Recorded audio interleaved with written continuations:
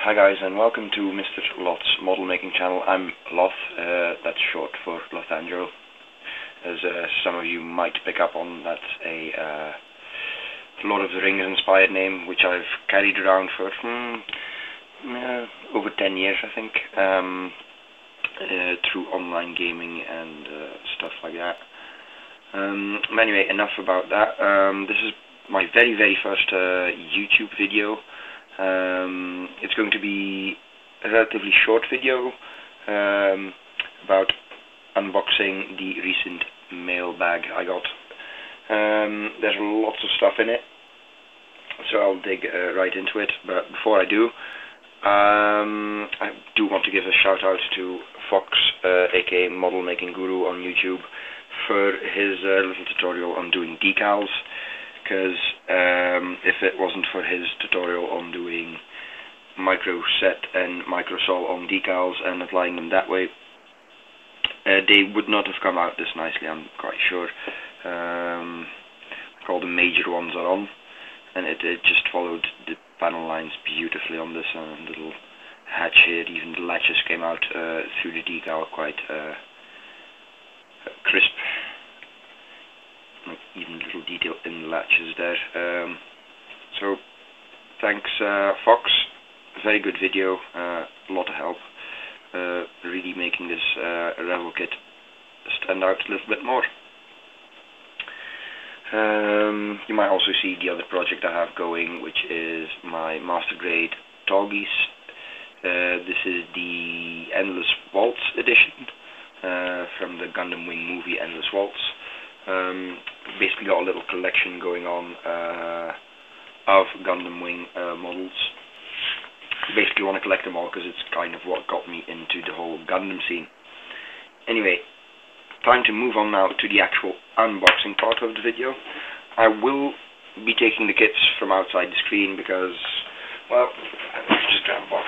These boxes were just too big to do properly on my desk, as you can well tell.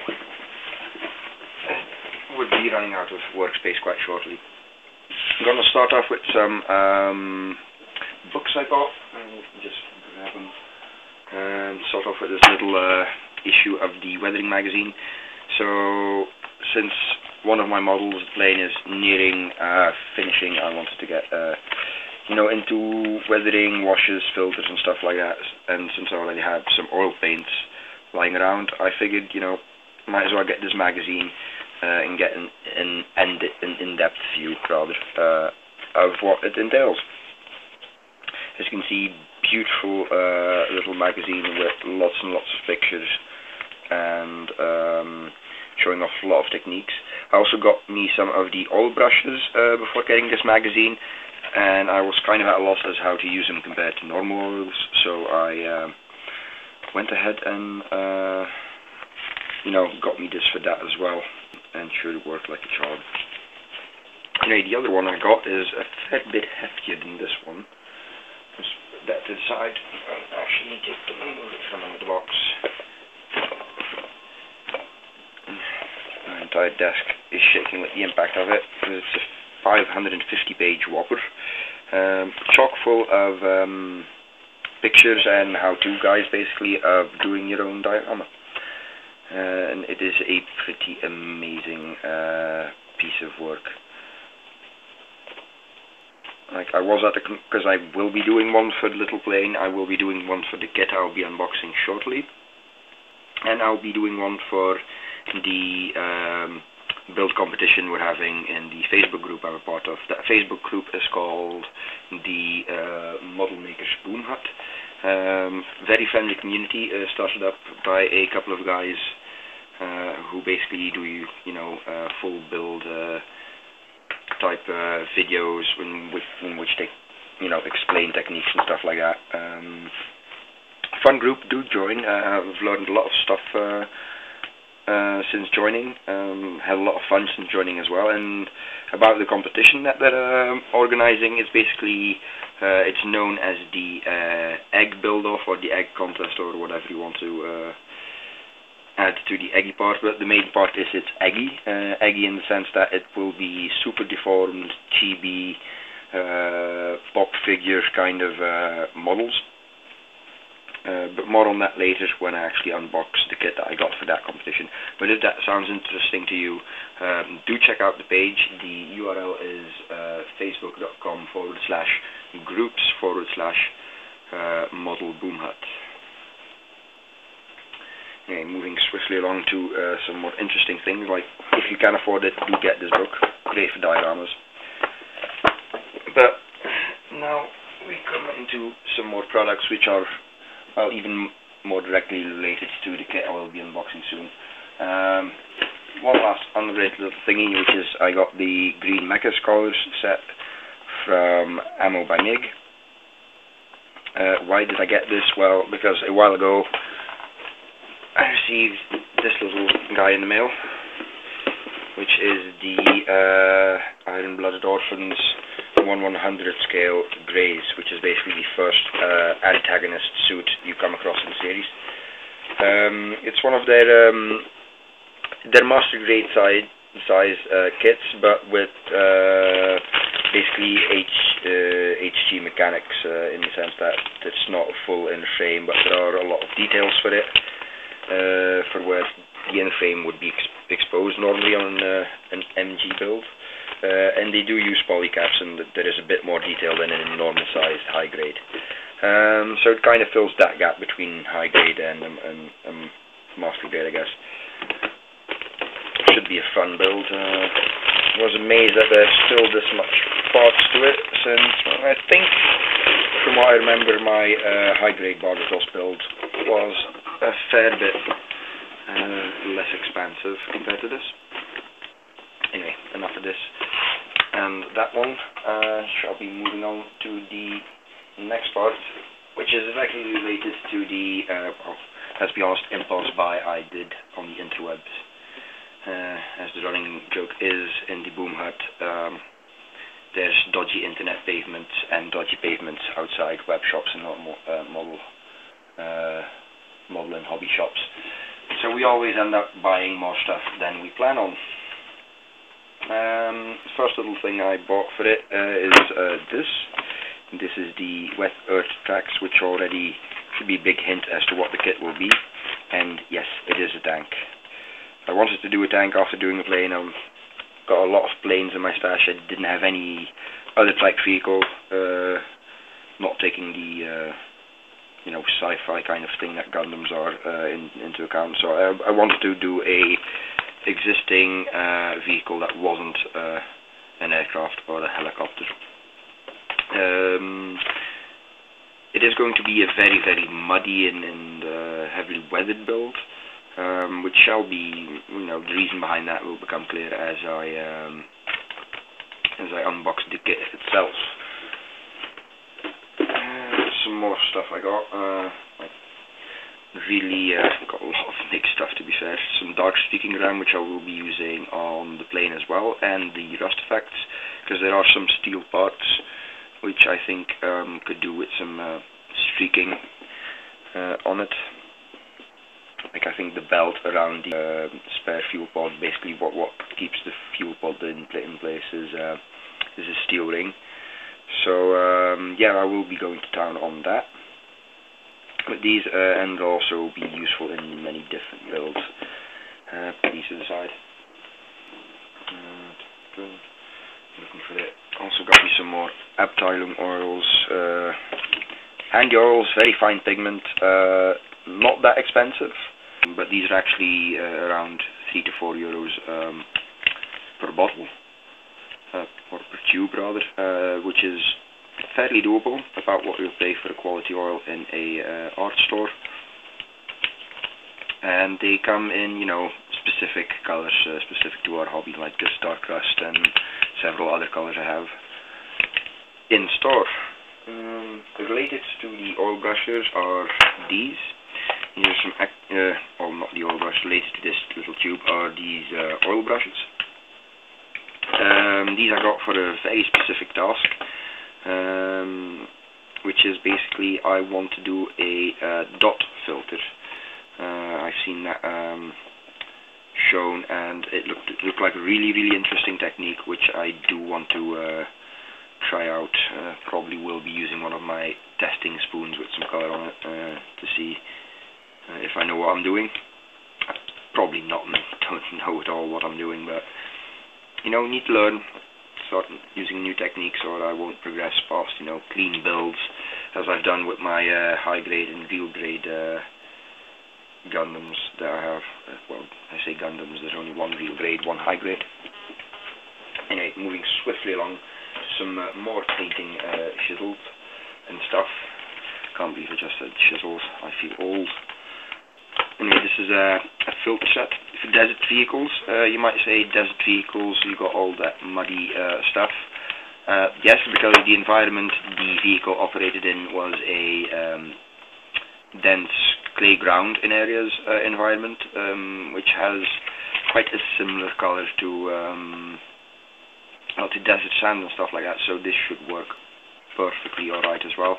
Plus the base color of the model will be a yellowish brown as well. I don't know how to describe it. Tan color, it's not tan either, I think. So yeah, I got the filter set.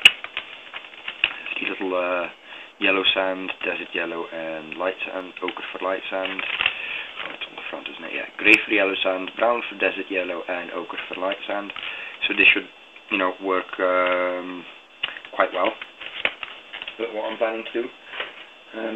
More muddy weathering stuff.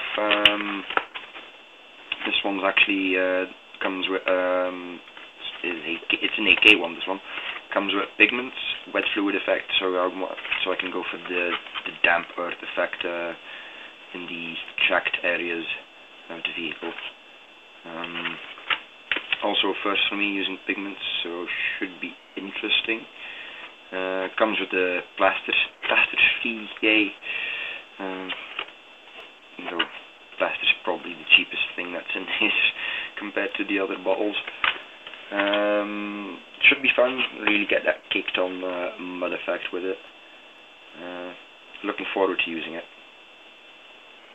Will be a challenge again, since it is a completely new technique. Basically that tank, even though it's a Darkom kit, as I already had shown on the Boomhut, it's gonna be a paint pig in a way as well, because it's a fairly simple color scheme, so I have to do interesting stuff with the weathering or it will look, you know, quite flat. Literally it's quite a, you know, flat shaped thing, slab shaped, that's the word I'm looking for. Some more panel lining stuff. Got these, well, this is weathering stuff actually, so Starship streaking, Starship filth streaking, Starship wash, because you know, we all love some Starship filth for our models, especially for sci-fi models. And well, anything that needs to look a bit grimy, it's really lovely stuff. I have it in oils as well. I have it in the oil brush as well, so I can apply it in many ways basically. It also comes with a bottle of metal slag. I'm not sure if it's a wash as well. If it's literally Starship wash, metal slag. Oh, it's a pigment as well. So yeah, some pigment. Might actually be able to use that on the plane. I'm not sure, because I do have other pigment solutions for my little plane. Anyway, this is, well, spaceship weathering set, but what it contains, I think, can be used for a number of models, because of the color that the Starship filth products are. And then this is the panel lining kit I got. I normally do bin washes with oils like this. Just dipping the brush in a corner and it, with capillary reaction, it just runs off into the lines. Worked quite well, but I wanted to use, I wanted to have the option of using enamels as well for models which can, you know, take enamels a bit bad. So I got stone grey for black, which is meant as night bomber with black underside, neutral brown, and storm grey. It actually says what it's used for on the RAF planes, but I should be able to use it on many things. I don't have anything darker than the stone grey, and the neutral brown is, well, it's very greyish as well, to be fair. But I can always get my oils out if I need something that's a bit more brown, because I do have brown oils as well I can mix. Right, it must be quite boring going through all this paint. Also got this, which is an amazing piece of kit, the exhaust stains weathering set. Will be important for my little tank build that I'll be revealing next, and it will also be incredibly important for the plane, because I'll just grab it again. Since it's a night fighter, as the radar antenna show, it's got the flame deflector to hide the flames from the exhaust, and that means that even more soot and smoke and stuff like that accumulates right here on the wing than it would do normally, and it already does quite actively from the pictures I've seen. So yeah, it should be lovely. Most of it is pigments like dark rust, ochre rust, all kind of rusty pigments. Can't actually read the colour on that anymore, but it does say on the front. So smoke wash, I think it's a smoke wash. No, exhaust wash, burnt jet engine pigment, dark rust pigment, ochre rust pigment, and smoke pigment. It's basically anything for that sooty dark look. Something like this look will be needed for my tank. So yeah, I'm really excited about that tank build, because it's gonna allow me to experiment with a lot of new techniques. And then I have shown all the washes and stuff like that, but I actually haven't. Excuse me for a moment. I haven't actually shown what the base colors for it will be.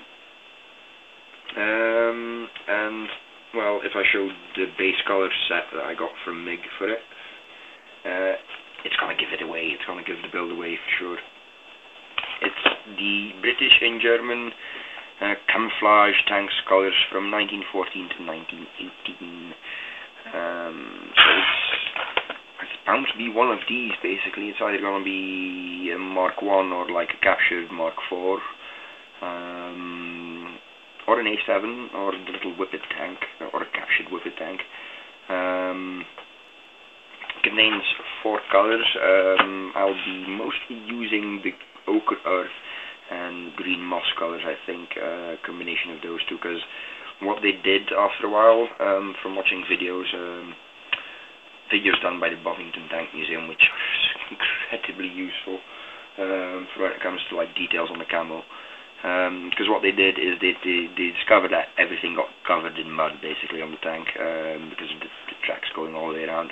So they didn't bother with camo after a while, and basically painted them all this ochre earth kind of color, which is where the whole desert filter thing comes in. Because I've seen the clay in the Flemish grounds, and in the North French grounds, it can be an even lighter color than that. So,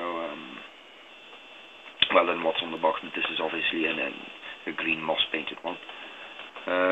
So it should be okay. I can always darken it up a bit where needed, mixing and matching some stuff if necessary. But anyway, enough about me blathering about paint and weathering effects. Time to do the actual kits, which is always the most exciting part of unboxing. Ta-da! The Mark IV heavy tank tadpole type. It's a male one as well, you can see from the caissons. Not sure, I think the female ones had smaller guns sticking out, or only the one gun. I'm not sure. There's the differences in the side pods, that's all I know. And this one's called the tadpole because of the little, well, not little, because of the fairly big mortar launcher on the back. Why did I get this one and not any of the other like World War I kits, like the normal Mark 1s and stuff like that? Well, because these are included. Cement-free, workable tracks, which are a blessing, because on other kits you would have to buy them separately, and trust me, you would do, because I've seen videos of the kits that come with the not cement-free ones, and they're literally like, you get the base plate, and then you get these little link parts, you glue everything together, and then, you know, link them up. I didn't fancy doing that because there's 92 of these little buggers all over here. As you will see in a moment, it's quite a number. Already you can see the where the exhaust effects will be coming in, because this is quite a dirty, grubby exhaust that they have on that. I'm not even sure if they bothered painting them, to be fair, because everywhere you see them, they're always done up incredibly rusted. Like a lot of surface rust going on here. Right, let's open the box. Sticky here. There you go, lovely, lovely side tanks. I have already opened it, so if you were to buy this kit, you might not find the sprues in this exact order, because, as I said, I bought it, I opened it before this video. This is when it comes, I checked out the nubs, like where the sprues connect. They're nearly all on the sides. It's pretty amazing, actually. Couple of annoying ones when it comes to like these filling in parts, especially on the smaller view slats where they have them. It might be a bit of a hassle working that way, but these on the sides, like dead on the sides, should be dead easy to you know, get them really, really short with the knife, and then, you know, sand away the rest.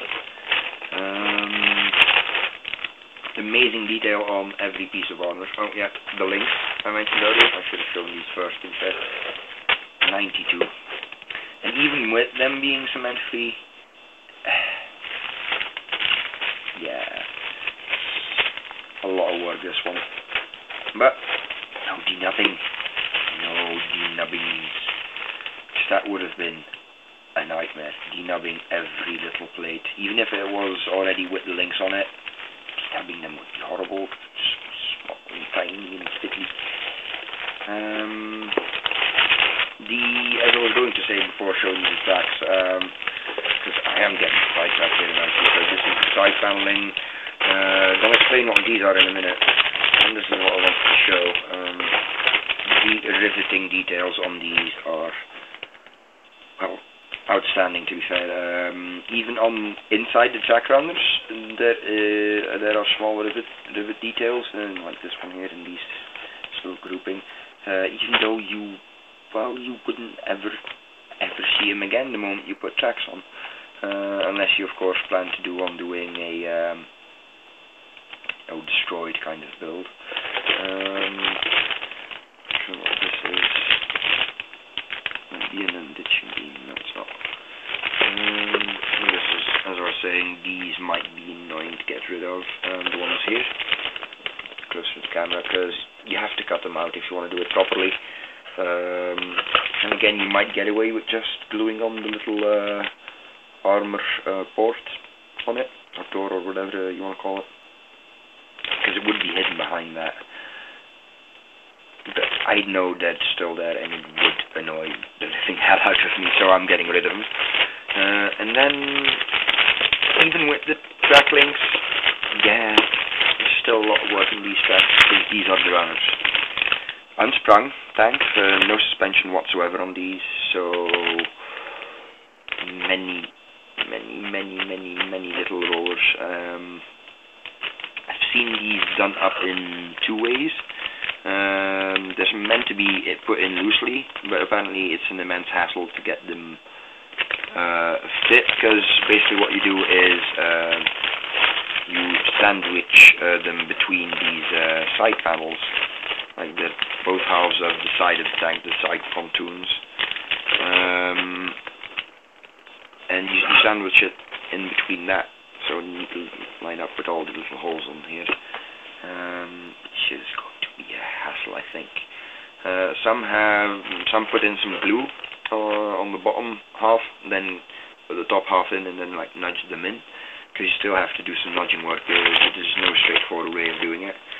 I might glue them in, because because, to be fair, we're not kids, we're model builders, and we won't be playing around with this, of course. It will be put in a diorama eventually. So yeah, I'm jury's still out on that. There's one amazing thing about this Starcom kit, and it's the way they've done up the little drawing. Need to get that out, to be fair. Oh my god, it does come with the little photo edge. Huh. So I had seen this as an extra kit from a third-party manufacturer, and I had seen this included in some of the other Mark IVs, with metal barrels as well for the turrets, but didn't know this one came with it. So basically it's mostly brackets for like some for the turrets, I believe, and yeah, the clamps, the brackets for the exhaust. That's what most of these are, so you need to bend these little things around it. I have seen people do beautiful weathering on these, so that should be interesting.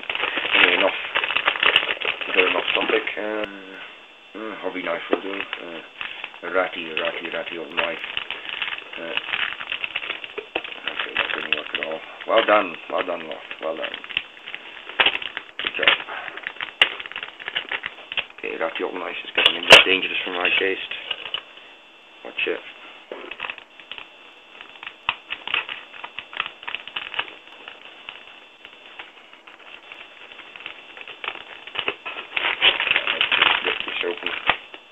Different way, so I could put the sleeve thingy back together. We should. Yeah, these basically made up like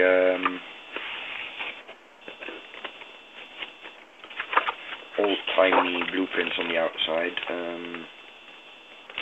There's a nice detailed drawing on the Mark IV. Very well done, beautifully done. Make 12, make 21. 117, it's even more than I thought. Oh god. It does come with the entire, it is color coded for the MIG paints, which is amazing. One downside, it is color coded to be a captured version, I think it is, meant to represent. Does this not come with slides? Oh damn it, I will need to get more slides for this. Darn it. It's just the backing on the thing, isn't it? Yeah, no water slides.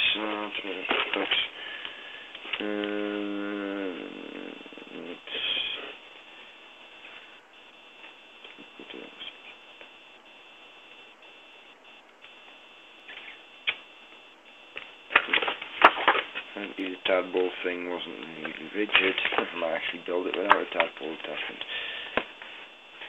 God damn it. It's not in here anywhere, is it? Applying decals. Well, yeah, but they're nowhere in here. Are they somewhere in the booklet? I'm hoping they're somewhere in the booklet. I thought they come with decals. It doesn't come with decals. Sad face. Huge sad face. I need to get decals for this then. Or actually, no, scratch that. I need to get decals. I don't think these things actually had many warnings on them for the reason I mentioned earlier. They got all muddied up, and by the time the Mark IV was in production, I think they kind of figured it out. Like, yeah, not bothering doing camo on them. I might do the little stripey thing on the front, but since the tadpoles didn't have it and they were never used in combat, being used in combat, the strobo wrench does not appear to have been used in the combat. It might have done though, so yeah, let's go with it. We're weathering it. We're definitely weathering it. White out. We can always use a bit of fantasy, like exactly like Fox said in his video a while ago. It's the Dunkelgelb discussion, isn't it? What's period correct? We can discuss about that, but it's not what about. What about building? It's about having fun. And let's just go on the assumption that, yeah, it got muddy at some point, and it got used, and it got fired, and it did tank things, basically. Yeah, and now on to more kits, because there are more kits. Keeping the little reveal of my ID kit to the end. So this is what came in from Japan. Another endless waltz kit. Surprise! This one being heavy worms. But yeah, heavy arms. So he's going to be interesting because I want to do all these little rocket warheads that are sticking out in something that pops. I don't want to leave them black.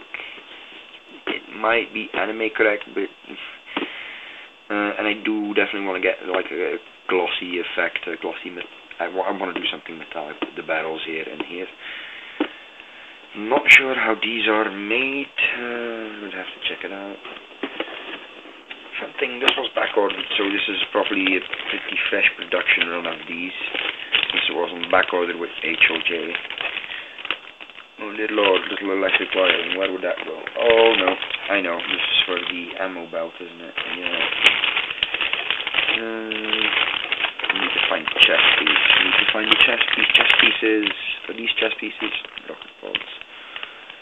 Many rocket. So many rocket pods. All the rockets. In all the pods. Oh, these are little rings. So they might actually be separate. These are the rings that go around the chest falcons. They might actually be a separate detail. I won't bother looking for them, but I think they are. Which is good news, everybody. And the decals, I had to get the decals. And my decals are great, individually cut little decals. And if they make one specific for the kit, I will be getting them. Even if they don't make one specific for the kit, I might be getting a close match. Though I have to say, you have to take that with a grain of salt when I say close match, because I got doggies, and for Wing Zero I got the Gundam Wing prototype version decal sets, which, yeah, certain things I won't be using on them. I will be using all the little warnings, which is basically what I got them for in the first place. Because, yay, little warnings, warnings and all the stuff. Put this away and make sure I don't scuff the decals.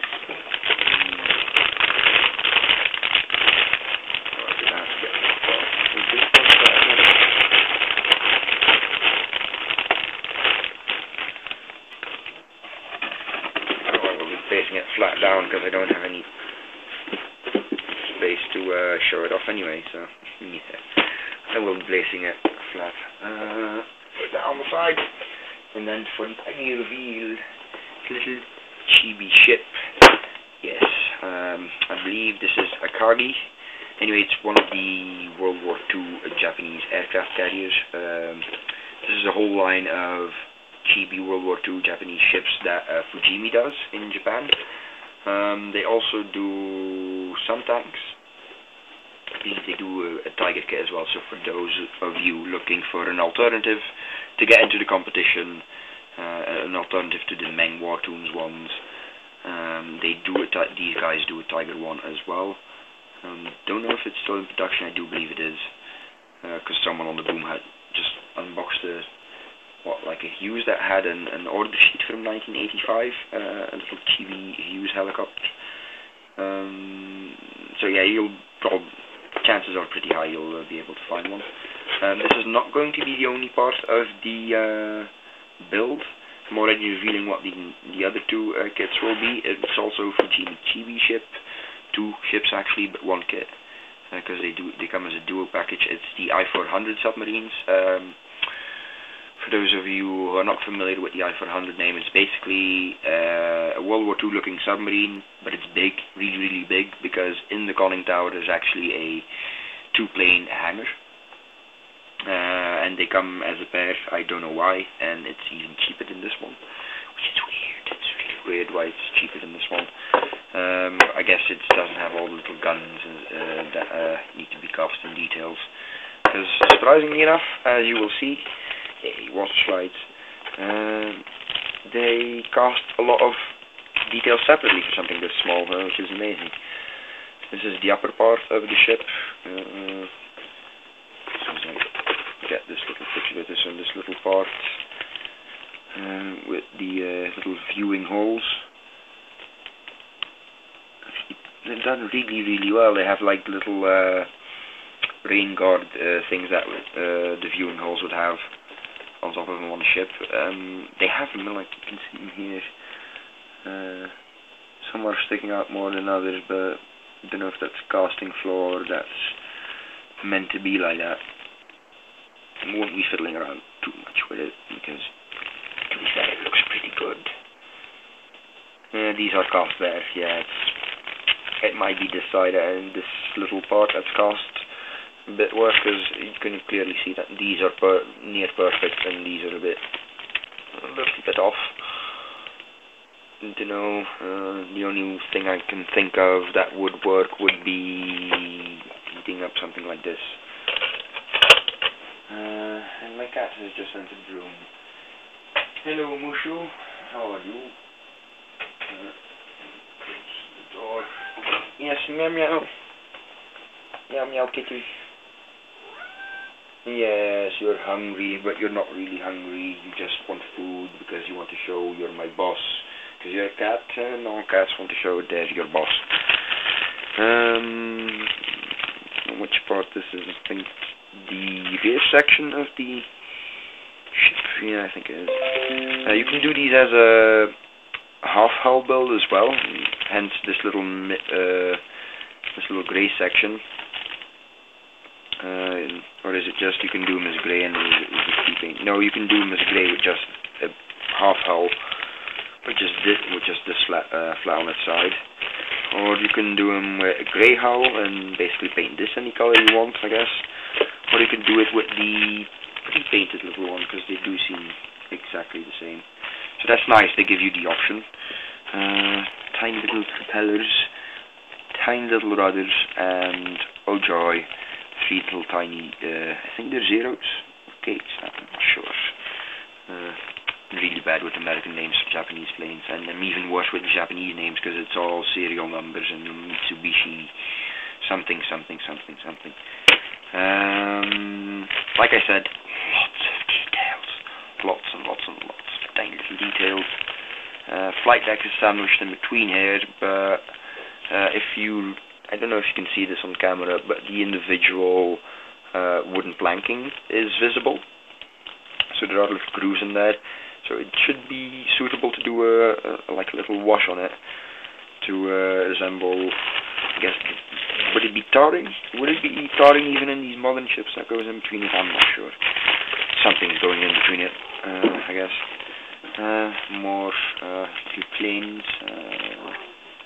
This a Val dive bomber and torpedo plane.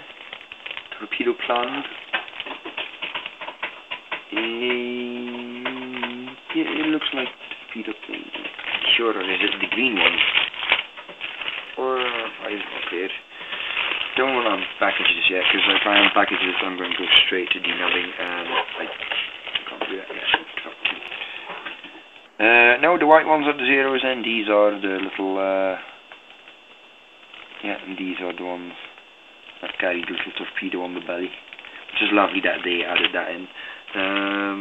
Yeah, little water slides for like the rising sun detail and the landing strip markings. This is going to be fun. So much fun. I'm not sure how I'm going to do it. I might do a serious build and basically get myself out of the competition. Might do a semi-serious build, leaving the ship looking like a decent ship, and then goof around with a number of the planes, because you can get these little aircraft separately as well for like a couple of euro, which is lovely because I can dick around with these in all funny shapes and sizes, and then just get other ones. But yeah, this is going to be fun build, simple build, as you can see. ridiculously simple build, because it is a snap fit kit. This snap fit. I think some glue might be involved to get rid of the sun panel lining. There's always some glue involved, isn't there? Alright, putting this back. Probably enough takes it more place going in than it does coming out.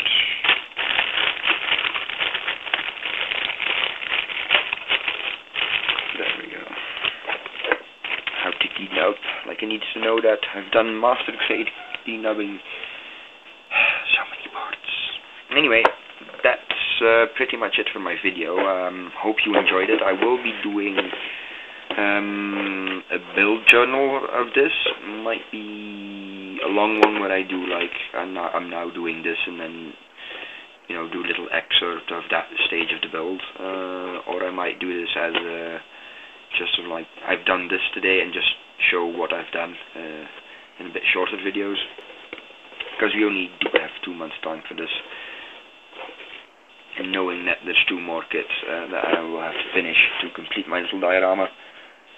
Yeah, that's gonna be interesting, isn't it? Anyway, thanks for watching, guys. I hope this was a decent first video. But for now, I'll say see you later, and bye-bye.